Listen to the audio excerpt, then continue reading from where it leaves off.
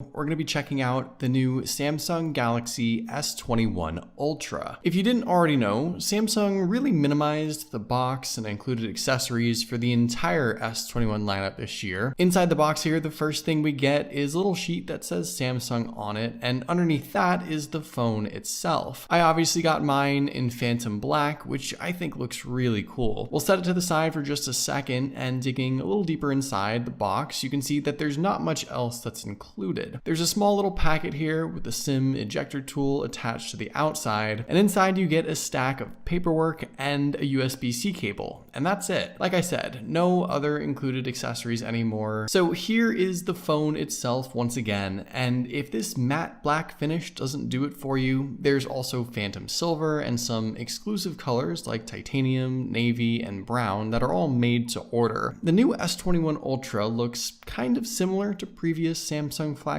devices, but there are a couple of new features, add-ons, and interesting things worth mentioning. First off, in regards to the size, the S21 Ultra is the largest phone in the lineup this year by just a little bit. It's a 6.8-inch device, which certainly puts it on the upper end of the smartphone size spectrum, and if you're curious, here is what the Ultra looks like stacked up against the S21 Plus and the regular S21. Now, interestingly enough, the difference isn't so drastic up against the S21 Plus.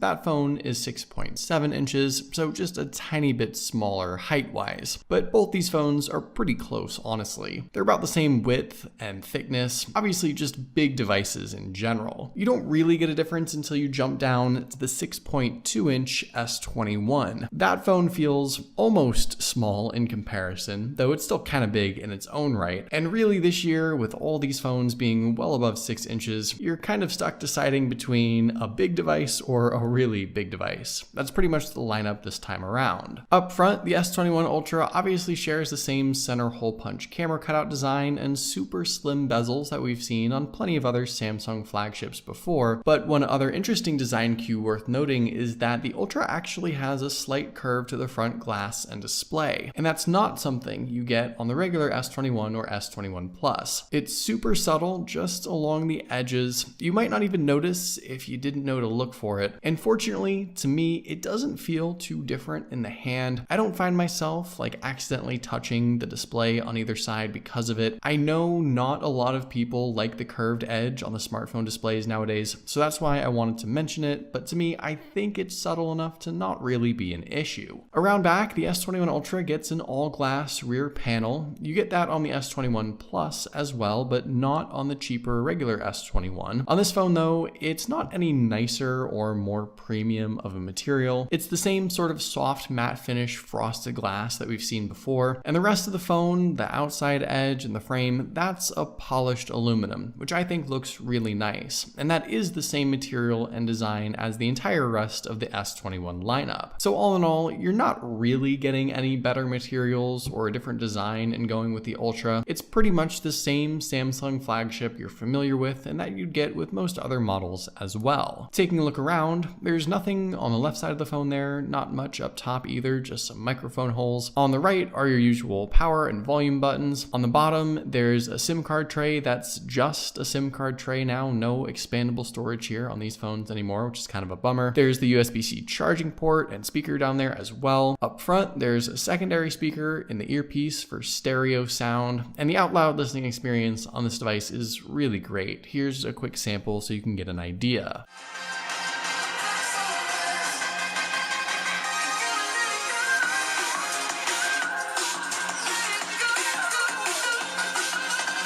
Now around back, the camera setup there is probably the thing that stands out most about this S21 Ultra, and for good reason. It's quite the setup. You've got a 108 megapixel main lens, a couple 10 megapixel telephoto lenses for crazy zoom capabilities. There's an ultra wide lens, some additional sensors for video stabilization, and I'll go more in depth with all that in just a second, but I do just want to point out that physically, while the lenses are bigger and there are some additional ones and sensors and things, the camera module on this phone isn't as obnoxious gorgeous as it maybe was last year on the S20 Ultra. It sticks out about as much as the other S21 devices now. It is still quite a bit wider though, and in the hand, I do think I noticed that sort of top-heavy feel you might get with potentially some extra weight from the chunky camera setup. It's not bad. The phone isn't gonna like slide out of my hand because of it, but it is something that I do notice with this whole thing, so I figured I'd just point that out. The massive 6.8-inch display is a dynamic AMOLED panel that offers both 120Hz and 1440p resolution simultaneously. If you remember last year, the Samsung phones that offered a high refresh rate option and 1440p resolution, like the S20s,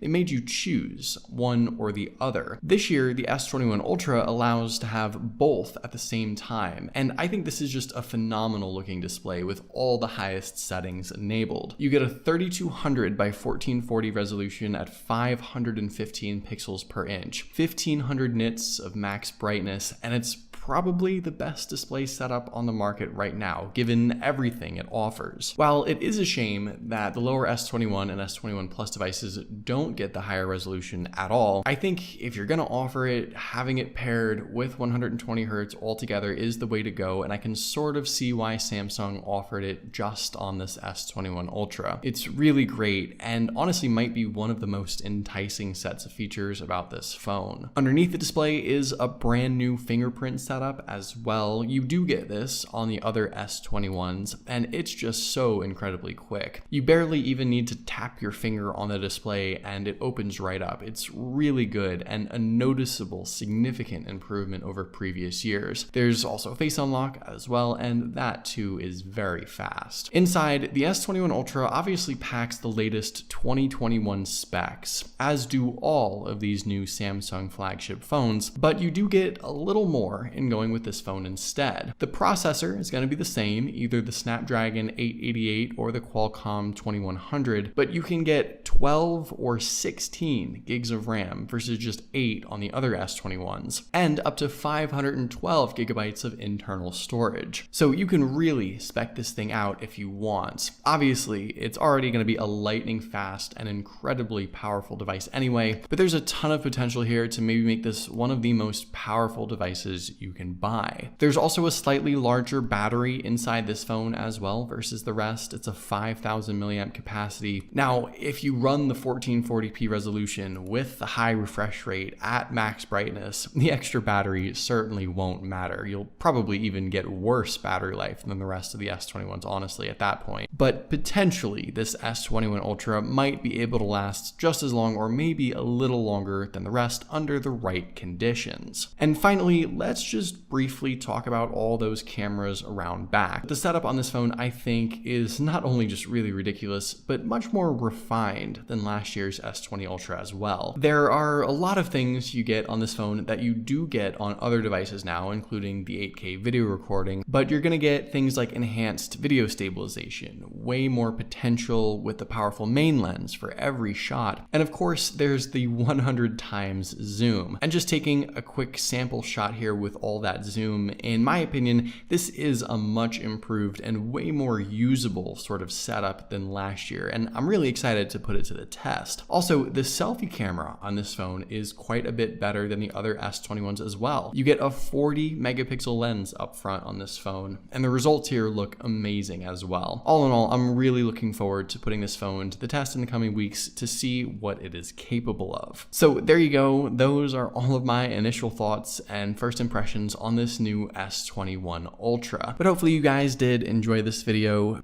and I'll see you guys later.